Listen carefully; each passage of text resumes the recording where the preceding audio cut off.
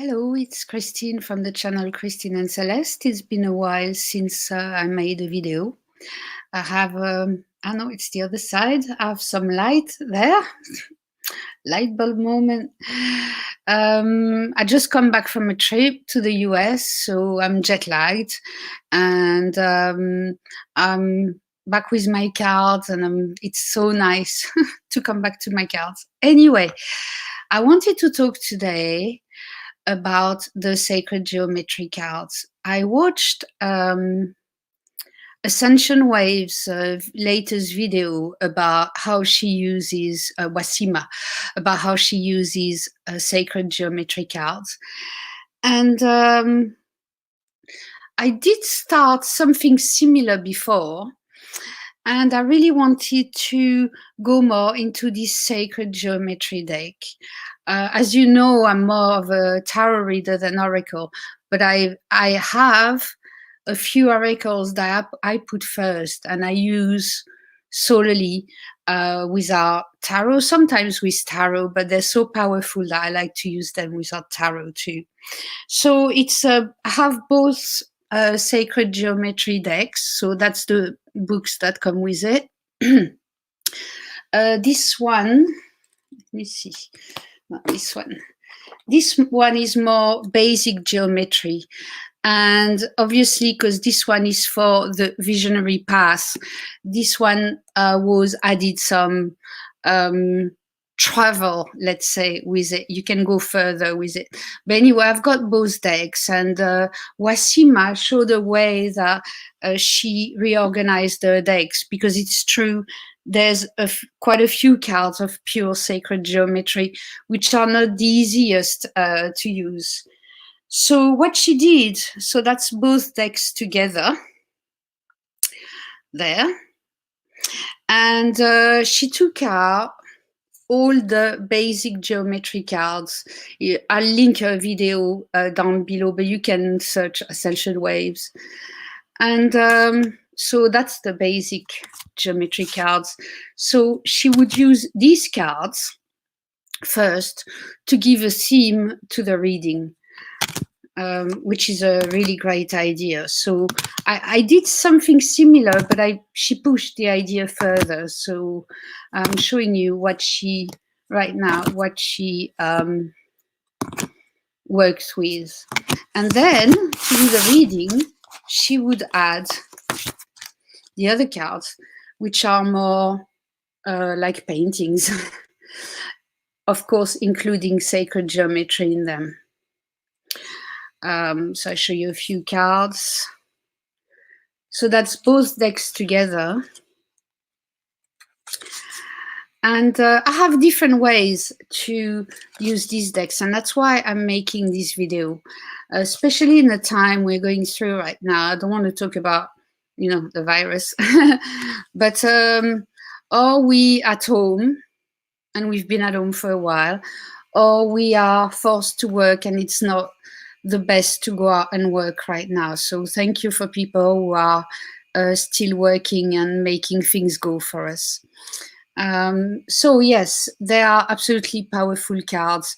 They're more, how can I say, projection cards, meditation cards.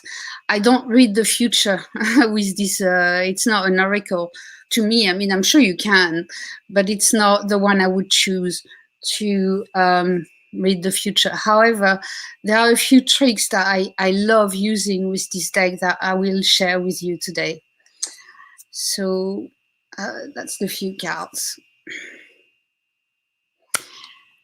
Now, let's start with this first part, which are the basic geometry cards. If you have both decks, you will see that you have the basic cards like this, right? And then you've got an extra set because some cards have been repeated in the other deck. And I'll show you which ones have been repeated, and they're great. I have them here in my little pouch because I keep them separate. And there's 2, 4, 6 cards. So these 6 cards, and I will show them to you one by one. These 6 cards are repeats. So what I did, I took them out of the main deck, and they actually all of them are actually part of the platonic solids, which is the shapes that form all the structure of the universe. Oh, hi, Susan. Oh, great. So if you want to watch a bit more, because I'm going to show some ways I work with these decks. And so if you've seen the beginning, I took out all the pure sacred geometry cards. Then I've got another pack with all the paintings with the sacred geometry. And these are the repeats. They were in the first deck, they were in the second deck too, so I took them out. And they're part of the platonic solids. So the structure, basically the structure of the universe. Hi, Morticia. So let's look at them, right? I have notes because, you know, I'm not an expert. I mean, geometry at school wasn't my thing. But if they say it was sacred geometry, I would have loved it. Anyway, we have the first one, that's a repeat. It's a tetrahedron. So what I like is that you don't need to complicate yourself. Yes, they have meaning. This is about understanding and action. But if you work with elements, you can just remember that this element is fire. So let's say you have an energy issue. You can take this card and use it as a significator. Now, I never use significators in my tarot readings, but funny enough, with oracles I do now. So if I have a lack of energy and I want to know why, for example, I would use this as a significator because it's my fire. Where's my fire? What's the level of my fire? And then add a card, probably a tarot card, to see what my level of fire is. And then maybe another sacred geometry card from the painted pack, this one, to send some positive energy to that fire. So tetrahedron, right? That's the four-sided one of the platonic solids. It's the fire. Then we have the hexahedron, which is the cube. Hi, Catherine. Yeah, it's been a while. So obviously the cube is Earth. So you can use this card as a significator for any Earth related issues you have. Or you can just put it on your altar and you remember you need to earth yourself, or you've got an issue, let's say something you can't do because it's too difficult for you. Well, it will help you if you put it around you where you can see it. Every time you just link to the earth, you link back to the earth, and it will help you do something a bit more difficult you can't do. Or you can do a reading or how you're grounded. There's plenty of things to do. Let me look at my notes. So obviously this is more a masculine card. So you can work with your masculine side too with this card. Right. Then we have, out of the platonic solids, the dodecahedron. There it is. So this one is a 12-sided volume. And 12, like astrology. So obviously, if you're into astrology, it could be a card that you might work with to have the energy of the 12 with you. It's about, you know, divine thought and all that. So let's say the element here is ether, and you could link it to a major arcana if you work with tarot, for example. Then you have the octahedron. It's an 8-sided volume, and this is air. So any thoughts that you want to link to, or you want to see how your thoughts are going, you can use this card.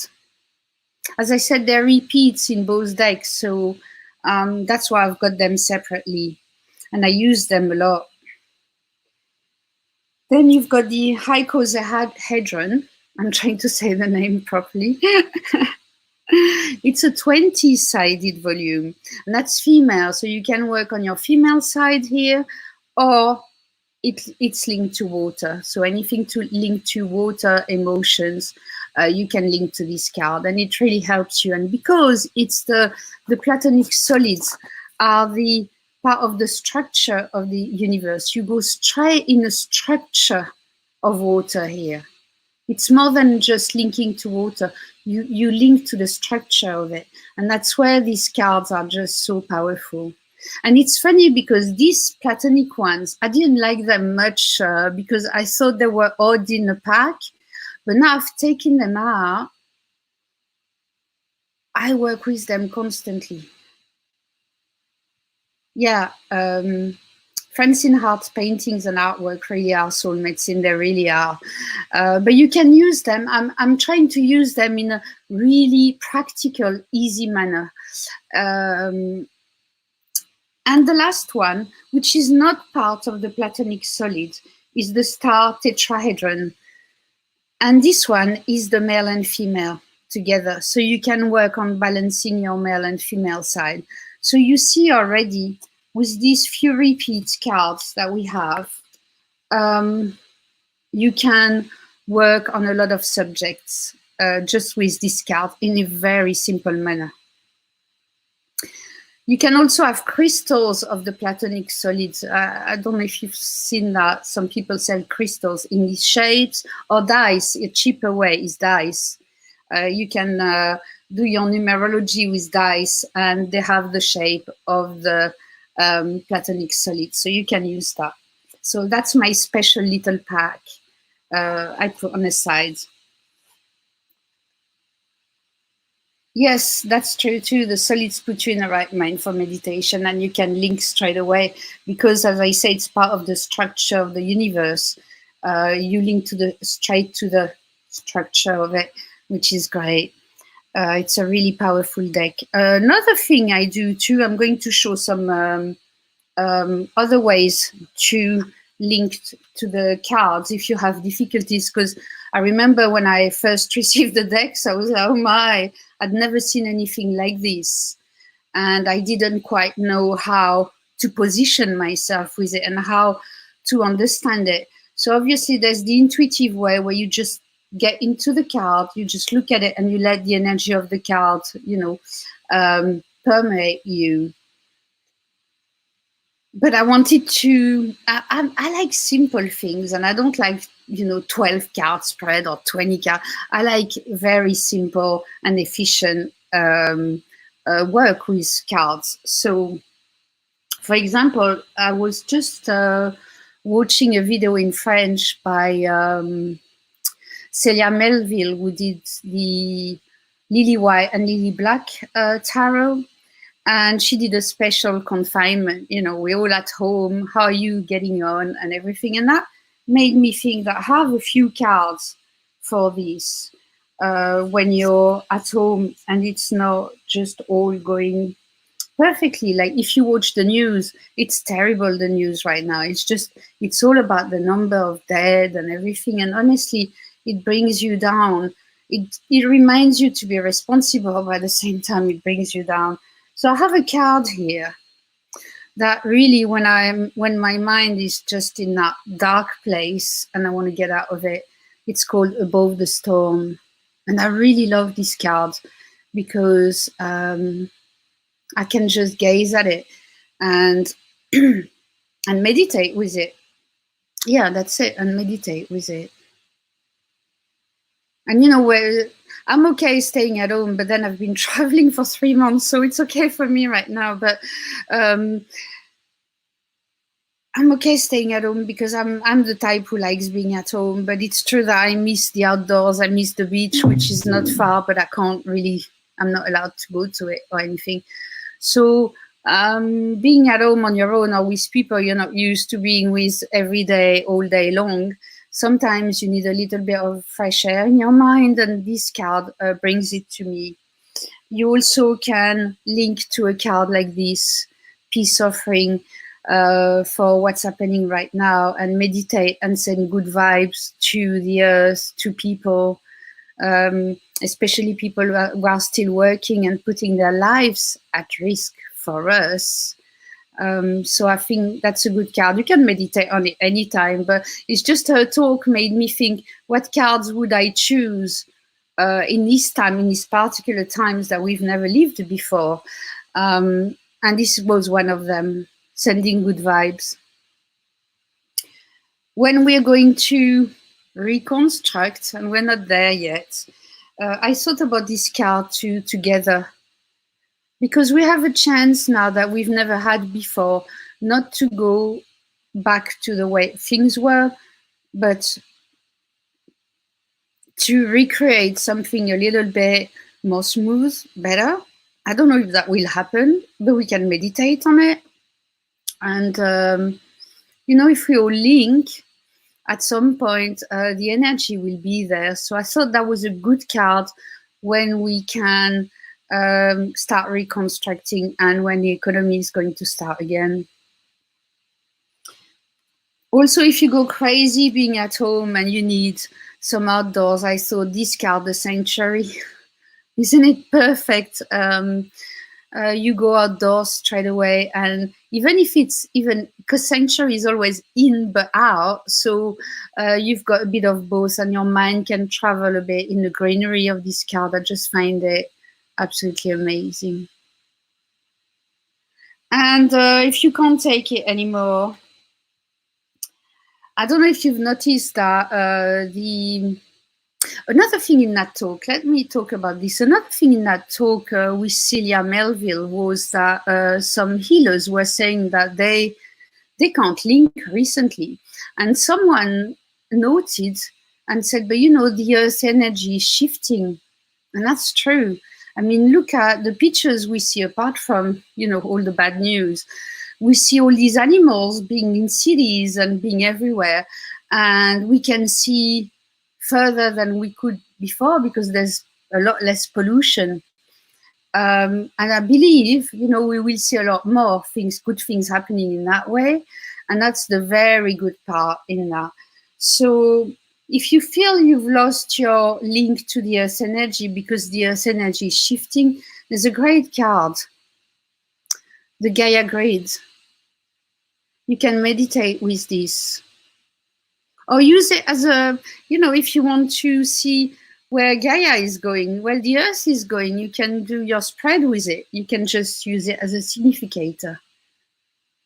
Or link to the grid and do your meditation and get back connected to the Earth as its energy is shifting. So I hope these little insights on some cards will really help you. And there's the last card. If you really can't take it anymore, and the whole thing is just, you can't take it anymore, well, there's always this one, right? Out beyond Orion, you just travel as far away as possible with your mind and just forget about the whole thing for a few minutes or a few hours. And this is a very powerful card too. So you see, although they don't look practical in a way, they're very practical cards. They can be if you use them in that way. I use them in another way too. I have the Sacred Geometry Coloring Book by Francine Hart. And I'll show you one. This one, it's a bit big, so, right. So that's how the book is. You have first, on this side, you have the text, and then you have the coloring that you can do, right? So you read the text and then choose the color and color it. Personally, I don't color it in the book, but I color it, I copy it on my copier and then color the copy because I want to keep the book like this. Because I might want to change some color later on. So I just want to make sure that, I still have the basic grids. Some of the cards, I don't know if all of them, of the paintings are in cards, so you can have a model like this one. You know, left, right on a video is so difficult sometimes. There. So you see, that's my model, that's the card. There. So I have a model, right? And you can do that with any of them. I find it's a great way to meditate, to here you've got the Earth grade I just showed. Here it is. You have another, it's another Earth grade, but you've got an Earth grade too. So you can do your meditation by coloring if you're not the type to just sit there and gazing or staring at a card. You might as well color too, because it's a meditation, but you're moving. It helps a bit. And another way I use them too, I choose the card. And I think, okay, for example, this one, I chose it because I've been traveling and I'm completely jet lagged. And I feel that my energy is not all with me, and my higher self, what we call my higher self, I find it difficult to connect because I find it, I'm trying right now to connect to my body and get my sleep pattern back and everything. And this is the card to connect your body to your higher self. So I picked it, and this is the one I'm meditating with recently. And then this morning I thought I might as well pick up a card, a tarot card that goes with it. So I did, and from the Medicine Woman tarot deck, I got the Four of Balls. And you can see that it's very water-based. There is here at the top, there is an angel at the top. So it's about water, sacred, being fluid. So you can see the connection from the body to the angel here. Hi, Evelyn. So it's showing me the path I need to take, right? To open myself with my own receptor, right? And to this divine water. That's how I will connect to back to my higher self. So that's how I'm using these cards, basically. And